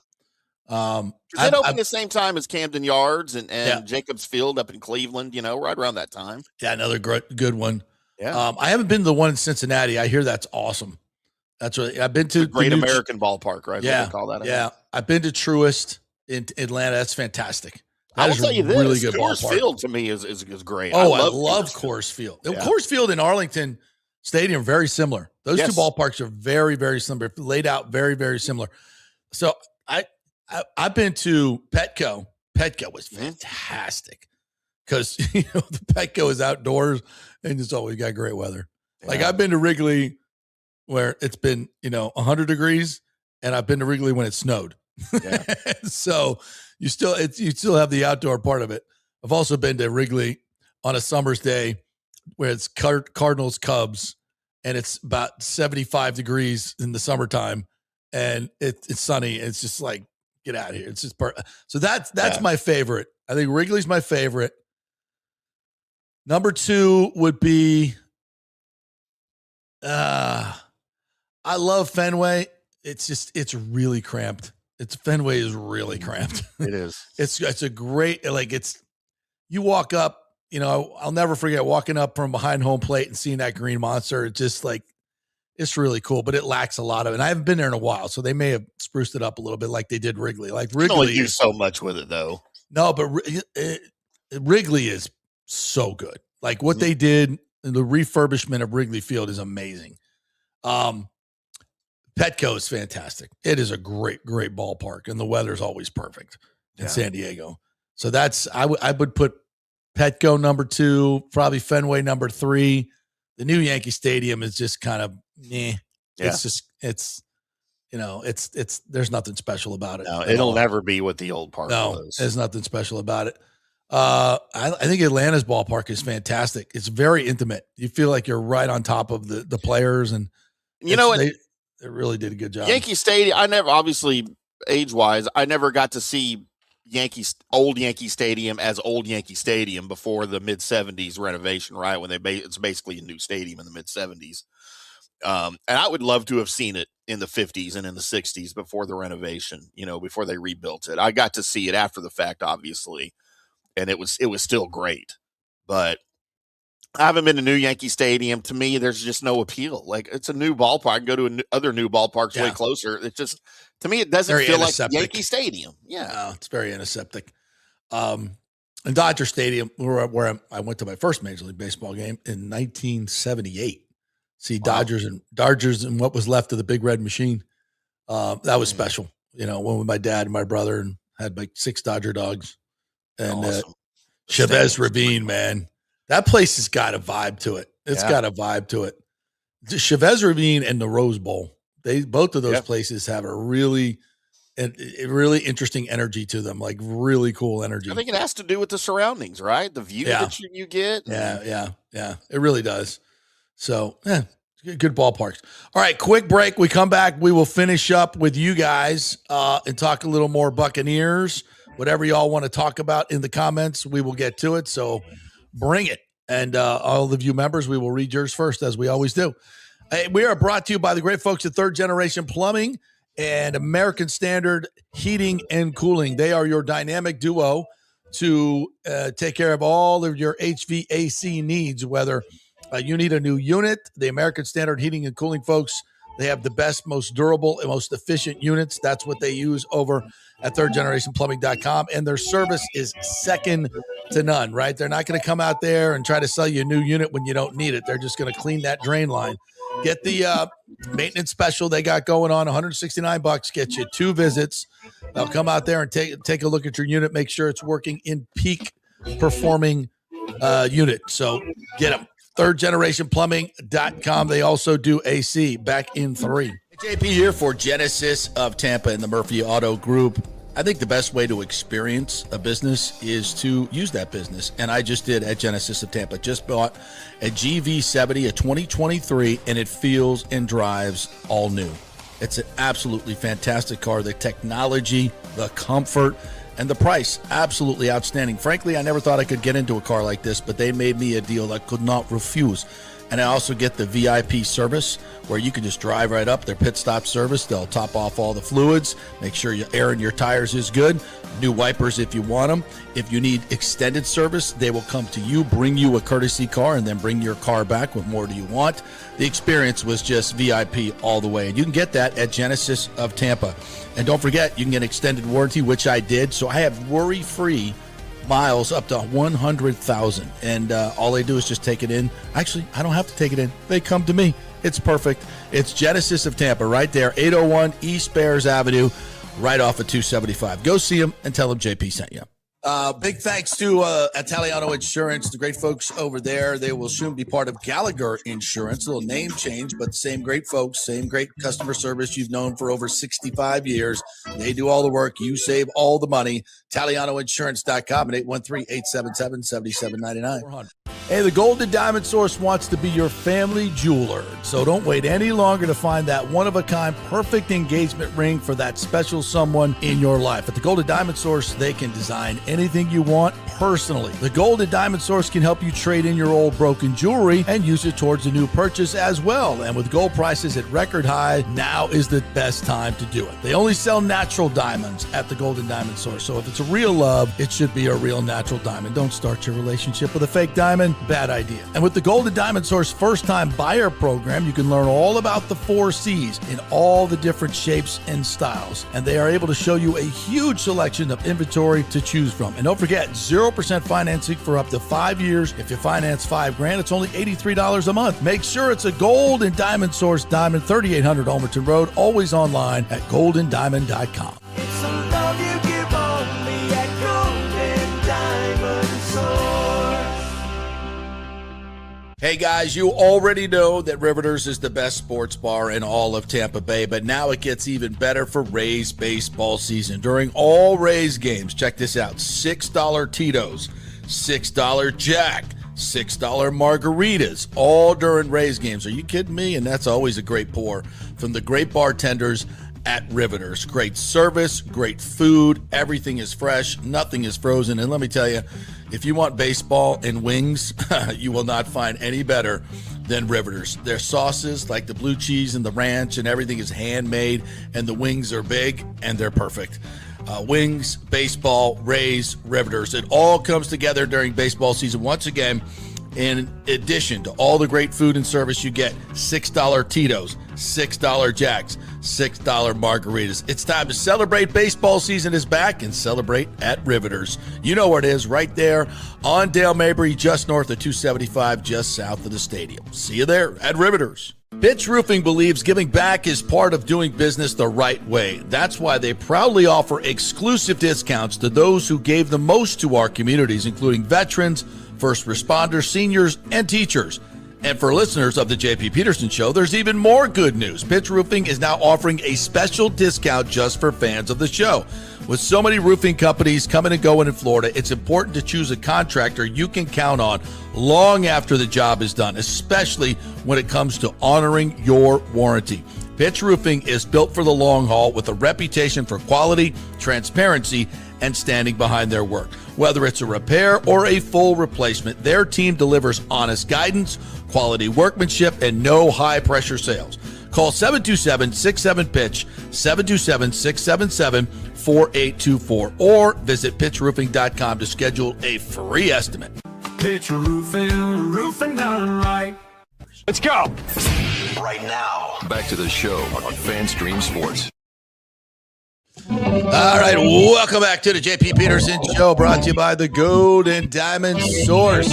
If you're thinking about getting engaged, yeah, you know you like her. You know you want to put that ring on her finger, so you got to go get a ring, right? Don't go shopping at somebody's fly-by-night places or look online to get a deal. Go to the Gold and Diamond Source. They sell real diamonds there. Do not start your relationship with the fake diamond, folks. It's a really bad idea. And you'll find 5 carat, 10 carat, 20 carat, 1 carat, half a carat, whatever you need. That's what you're going to get. They're not going to try to oversell you anything over there. They're a great staff, and they've been doing this a long, long time. 40 years they've been doing stuff at the Gold and Diamond Source. Julie and Steve Weintraub, great benefactors in our community, terrific philanthropists, but that's not why you should go there. That's kind of why. But the reason is to get a great deal on the diamond. And they'll back it with their diamond savings plan as well. You bring it back, you can upgrade and get full value for your diamond and 0% interest. It's easy. Just go to the Golden Diamond Source. They'll take care of you. 3800 Omerton Road, and always online at goldendiamond.com. All right. We're just going to go get the comments here. I was going to talk a little bit about realignment in football. I think I'm going to save that for tomorrow. I'm going to dig a little bit more into the vote that's coming on the bill that is before the Senate right now. This morning, Nick Saban came out with an article telling these folks to vote for it. There's some things in it I don't like, but on par, I think it makes the most sense. And in terms of realignment, it could speed things up really quickly, especially for Florida State, which is interesting. So we'll get into that a little bit more tomorrow. As a Seminole, JP, where do you want the Seminoles to play? Big Ten. I mean, I think the SEC would be great as well. But I think the Big Ten gives us a bigger tent. Sure. I think it gives us more national exposure. Enjoy those West Coast conference trips. Not thrilled about that. It gives, obviously, the Big Ten a really good presence in the state of Florida, which I think is important to them. It gives us way more money and more money than the SEC, which I think is something that we would like to have. Now, there is a provision in this bill that if you add an extra team, they have to be independent for 5 years. Well, that's not doable. That's completely not doable. That will keep any realignment from happening, quite frankly. So I think something has to be worked out with that, or they're going to pull the trigger before this bill becomes law, which I think is also a possibility. And I think it's great for USF because I think USF will definitely move into probably the ACC. They could go Big Ten as well. I think if there's obviously a choice between the Big Ten of USF and FSU would be the choice, despite the fact that USF is AAU. This is not an academic competition. This is a media rights deal, and Florida State's media rights are way more valuable than USF's at this point. But USF is coming. Ain't no doubt about that. But they can move up into a revamped ACC, I think, would be great for a great fit for USF. So, and I think most of the things in that bill will help college football tremendously in terms of limiting portability and getting the guys paid and creating a more level playing field, which I think would be absolutely fantastic. I'd like that because that would give me another team to cheer for in the Big Ten other than Michigan. I hate every Big Ten school except Michigan. I can't cheer for Michigan. For me, it's just I've always grown up cheering for. It's like the reason when one of the reasons I was a Cincinnati Reds fan in the 70s, because that's all I got to see on TV, right? Mm-hmm. So I got to see Michigan a lot on TV back in the day. Bet more than I could see the Aggies on TV, that's for sure, even here locally at times. And I hated Notre Dame. I've never been a Notre Dame fan. And Even with Lindsey Nelson doing Notre Dame football every Sunday morning on NBC. NBC, yeah. No, I mean, I'd cheer for FSU in the Big Ten, for sure. Yes. We moved to action further in the game. And I was loved with Notre Dame football. That was awesome. And then the Bobby Bowden show, would be on our local station. Oh, and yeah. Old Bobby and Burt Reynolds and Gene Deckerhoff would come on. And it would just be rolling highlights. And Bobby the greatest clips. Those are that still the mom- greatest his clips mama- when you watch them now. Oh, my God. Makes the best peach cobbler. Oh, my God. He was so good. He missed like 8 plays just going by while he's talking about Greg Jones' mom making him peach cobbler. That's fantastic. Shiesty is absolutely right. I do have some interesting sports allegiances. Cincinnati Reds, Michigan, and France soccer. Yeah, true. Canadian hockey. True. Boo Shiesty also says, Baker's a great fit for this team and having an amazing training camp. Pay the man. And then Real Berg, who's our negative guy. What's his name? Real Berg negative? Native. Oh, sorry. Real Berg native. Okay. That means don't get excited, folks. Baker is wearing an orange jersey. Wait until defenders start to sit on routes and Baker throws the ball right to them. Yeah. All right. 95 touchdown passes. Who you got, by the way? Has he answered my question? Who he's replacing Baker, how he's getting him and what he's paying him? Yeah, who would you rather have? I don't know. I don't see that. I don't see it. I don't see it. If he puts that in there, let me know. Yeah, well, I'll look. Nathan Elliott says last night was season pass member hype night. Introduce the new guys and make them shine. All the new guys shine like a brand new vehicle. Some were sports cars and others were off-road beasts. Go Bucs. Nathan, you always give me the inside scoop because you go through the autograph line and you let me know who was cool and who wasn't, who was awesome. So give me a rundown on who was awesome or who was not cool. All right, we're having a Baker debate in the chat. I see this. That's good. I like that. This Bucs Skull Game says Bowles takes us on a deep playoff run this year. I did a little article that we're posting on our new website, fanstreamsportstv.com. Will be released soon.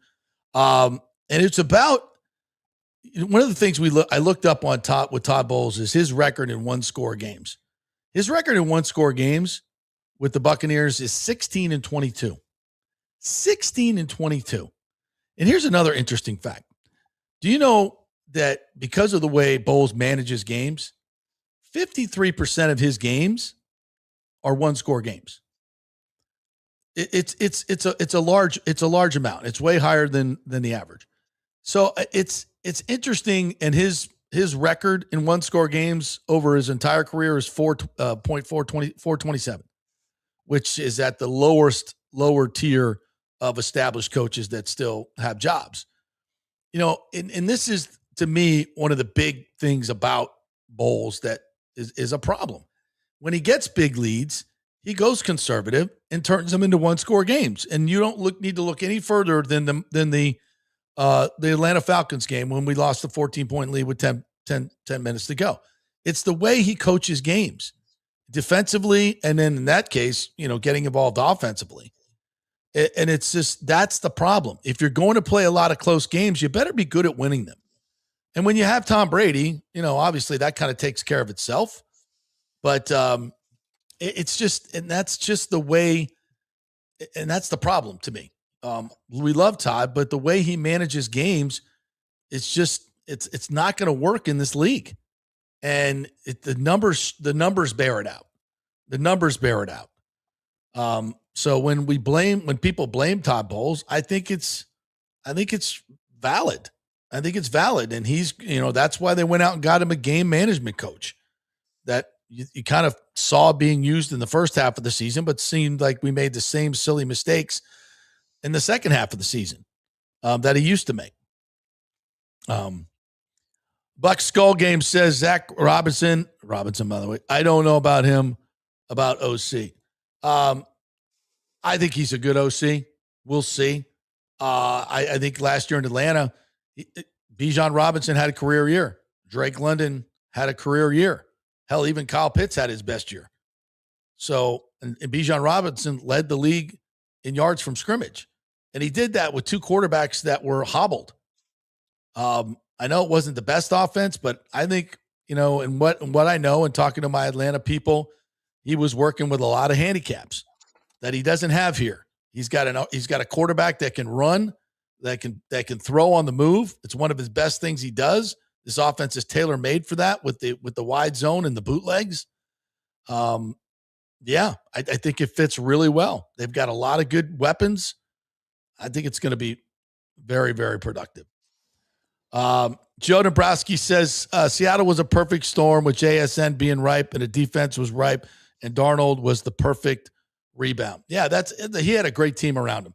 But I don't discount what Sam Darnold did, and I think Sam Darnold and Baker Mayfield are very similar profiles.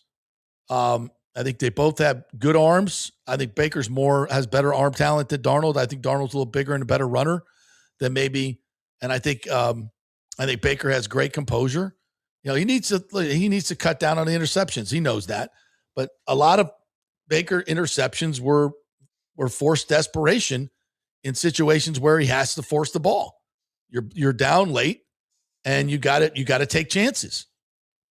And that's how it works out sometimes. And all interceptions are not made equally, by the way. All right. What is this from JP Jemison? Oh, no. It's a lot here. Get my readers out. I know. It says, this is not a guarantee that we have a quarterback and a guy has won more than 9 games in a season. Okay. You say you can win more games and offer him $100 million over 2 years, and he didn't want what's a long-term contract, and that's what Brady signed. I'm just not sure where his head is. He's got a chip on his shoulder, so you think he's going to fall out. Maybe he will. Maybe that chip will make him play worse. I don't know. Last time we had a chip on his shoulders, he sucked. When did he suck? When did he suck? Ever sucking here, unless he's talking about Cleveland. This narrative that this collapse in the last half of the season was on Baker. You people, all you do is read stats. That's all you do. You don't watch the games. You don't analyze the games. You just pick a bunch of stats, and you pick the stats that work for you. And if you think Baker's the problem, you don't know anything about football. You just don't. You think every quarterback is perfect and makes the right read on every play? Show me that guy. And again, all you people that hate Baker, he's not worth the money. Who are you replacing him with? And how are you getting him? You just want to criticize. Because whoever you bring up, I guarantee you's got more warts than Baker Mayfield. Way more. And you can't get him. Let's go get, insert quarterback already taken here. It's just, who are you getting?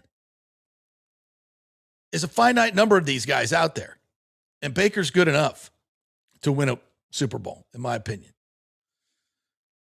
What else we got here? Michael LaRue was out there last night. Says, my observation, the rookie class is very athletic. Bain, Hurst, Trotter, Scott, Sharp, and Daniels all displayed their talent and upside. Bucs have injected this roster with new talent, energy, and attitude.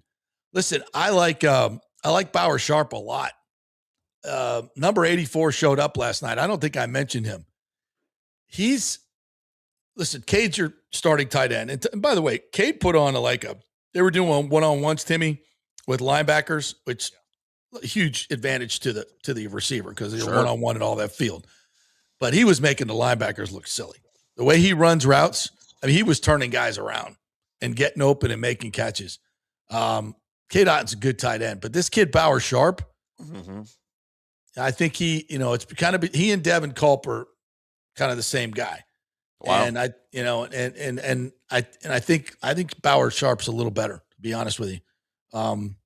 But I don't think both of them make the team. We'll see where it goes. But definitely Grizzard did not like Devin Culp. Did not give him much opportunity last year. When he's been out there, he's made plays, though. When Or he's you been cut given the Cade Otton opportunity. and use both of them. What's that? Or you cut Cade Otton and use both of them. Easy now. Hey, don't be talking about my Cade Otton that way.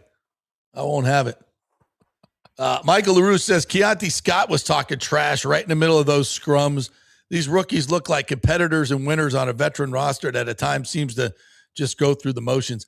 This kind of reminds me of a little bit, and I know this sounds a little hyperbole, but when Sapp and Brooks came in, and Hardy was here, and Hardy was trying to turn the culture, but when they got Brooks and Sapp, Hardy was like, okay, now I got some guys I can work with, and they Rondé, they brought this influx of attitude of like, we're not losing anymore. Like we're, of course, Sapp and Brooks coming from premier programs from Miami and Florida State.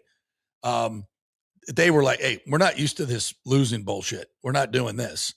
And that defense just kind of gelled in that way. They were the force that said, we're not going to be the Yucks anymore. We're just not. We're not. And I don't want to say these guys or those guys. They're not individually. But the comparison here is they're bringing that attitude. They're bringing that edge and attitude that is sorely missing from this defense. And that's a good thing. And Trotter as well. Trotter is that guy. I'm really impressed with him. I'll be interested to see, there'll be a learning curve and there'll be some offensive coordinators that pick on him a little bit. But I think he's got the attitude and the physical ability to be a really, really good player. And I think his mental game will come along tremendous. He's got great pedigree. His dad played in the league. He knows the game. He's just got to learn it at that speed. I think he's going to be really good. Really good. Anything else we want to get to here? I know we got a lot more. But this is from Michael Ferrantelli. You're new in here. Welcome. Says, in general, pro player, both Baker and Vea deserve strong contract extensions. Both are great on and off the field. Vita is at worst the second best defensive tackle in the league. Baker's a top 10 quarterback. Pay the guy. Hard to find a guy in the draft to replace either one. Both have intangibles that are hard to find. Certainly would not want to take a few steps back and possibly blow up the roster and start again. This is very well said. Who is this? Michael Ferrantelli. Thank you, brother. That is a really, really well-written, proofread. Learn from this guy, you Petermans.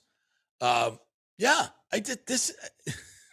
I know I sound like a broken record, Timmy, but these are not the guys you cheap out on. Nope. This should give me an opportunity. Mystery, man. It's a mystery. Take a shot at the Dreamers. Joseph Abreu says the Orlando Dreamers released renderings, including WBC and concerts this morning. WBC, World Baseball.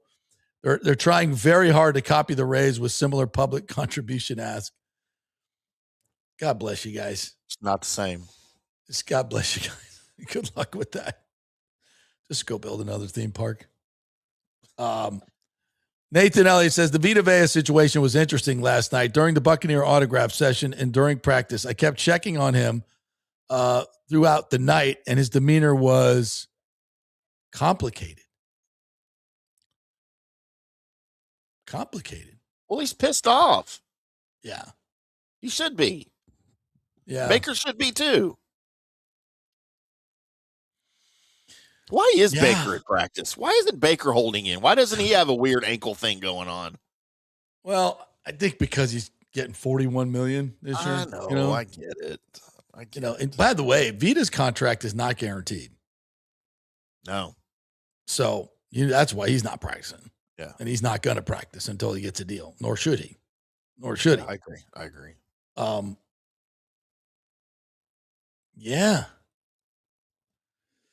Airweed says, Liam Hicks is the extra large condom for Junior. Protection's protection. Don't know without it. Wish I needed an extra large. Nathan Stout, good morning to you, said Peralta has zero work with Rays pitching staff. I think they wanted him to go last night to see what they could help him with. Yeah, I think last night was a throwaway start for Peralta, so it's nice that we came back and won the game. Yeah, I don't put anything into it at all. He's you come from the Mets, you still got that New York stank on you. We haven't got him to Tampa Bay and put him in the lab and deloused him yet. Right. You got to do that. Got to go through that whole thing. Got to be deloused. Yeah, it must be deloused. All right.